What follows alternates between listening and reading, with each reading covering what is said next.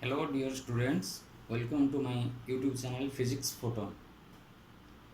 This is my first video in which I uploaded all the video solutions of previous year NEET exam 2019, which are in a series of videos. So please watch all the videos serially for the complete solution.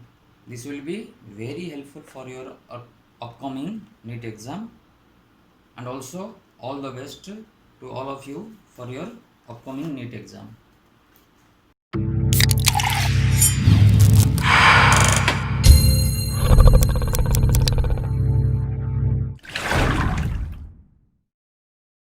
A of mass 4m moving with speed u collides with another body B of mass 2m. At rest, the collision is head-on and elastic. After the collision, the fraction of energy lost by the colliding body A is dash. Fraction of energy lost is given by 4 m1 m2 by m1 plus m2 plus square is equal to 4m into 2m divided by 6m plus square, which is equal to 32m square divided by 36m square is equal to 8 by 9. Hence our answer is option B. Speed of the swimmer in still water is 20 meter per second. The speed of river water is 10 meter per second due east. He is standing on the south bank and wishes to cross the river along the shortest path.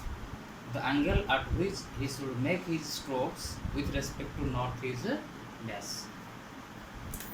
Suppose this is the river. The man is standing at this point, wants to cross the river along the shortest possible path. That means he wants to reach the point B. So he should swim towards the point C by making an angle theta with the north.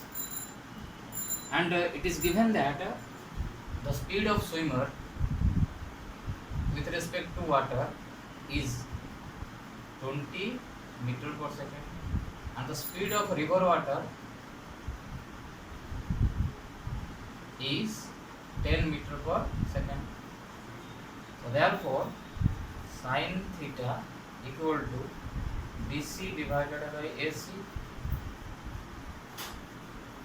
which equal to 10 meter per second divided by 20 meter per second, which equal to 1 by 2. That means theta equal to 30 degree. Hence the answer is 30 degree west. That is option A.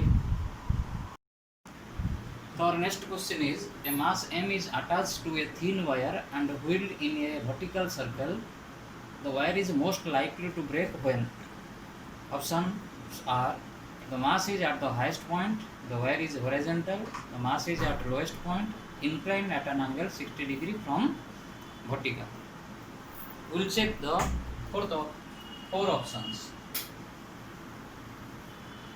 Suppose the mass is at the highest point. So by drawing the free body diagram, this is mg, function t, suppose velocity is d.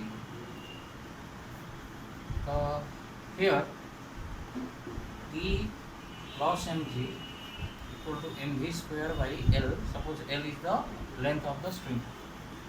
So T equal to mv square by L minus mg,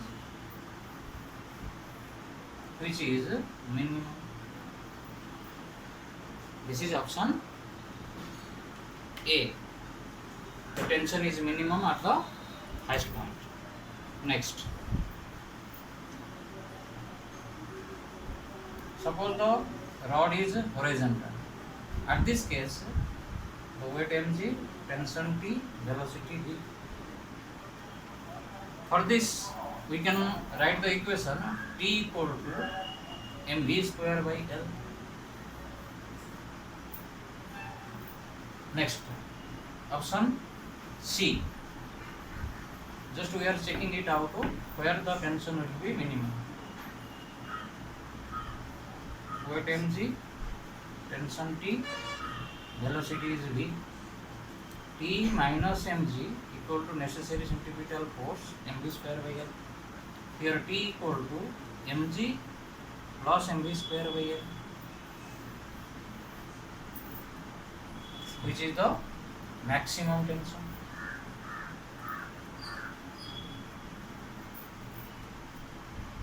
So our answer becomes C, but still we are checking the fourth option. Suppose this is 60 degree, this is mg, this is T, this is also 60 degree, this is mg cos 60. Suppose this is velocity v. So therefore T minus mg cos 60 equal to mv square by L. T minus mg by 2 equal to mv square by L. So T equal to mg by 2 plus mv square by L, which is T equal to mg square by L plus mg by 2. So hence from this conclusion we conclude that the tension is maximum at the lowest point. Hence the wire is mostly likely to break at the lowest point. The next question is the displacement of a particle performing SHM is given by y equal to a0 plus a sin omega t plus b cos omega t. Then the amplitude of its oscillation is given by dash. So now y is given as a0 plus a sin omega t plus b cos omega t. That means here, look, this term is independent of time. That means this is a fixed term. It is always added to this term to give the resultant displacement. We are only to find the amplitude. So now just modify this y equal to a0 in place of capital A. Suppose we are assuming that this is a cos theta into sin omega t. In place of b, we are assuming that this is a sin theta into cos omega t. So this implies that y equal to a0 by taking a common sin omega t into cos theta plus cos omega t into sin theta. This becomes y equal to a0 plus a sin omega t plus theta. This is our resultant equation. But for the real equation, it will be y minus a0 to find the amplitude only, because this term always gets added to this term. This is a constant only. So the resultant equation becomes a sin omega t plus theta. That means this equation or this particle is not SHM from its mean position. It is starting from a0 and the amplitude is small a. So to find the small a, we are taken capital A as a cos theta. Then capital A square plus capital B square equal to a cos square, a square cos square theta plus a square sin square theta. This implies that a square plus b square equal to a square. This implies that a equal to a square plus b square, which is our resultant amplitude, small a. Hence the answer is option C.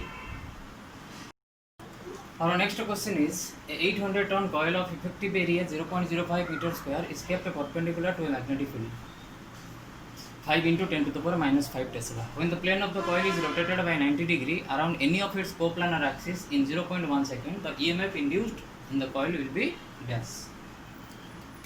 So here N equal to 800, area equal to 0.05 meter square, magnetic field equal to 5 into 10 to the power minus 5 Tesla, and change in time equal to 0.1 second.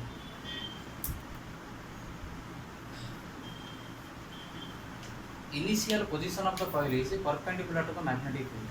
So this is area vector, this is magnetic field. So initial angle is 0 degree.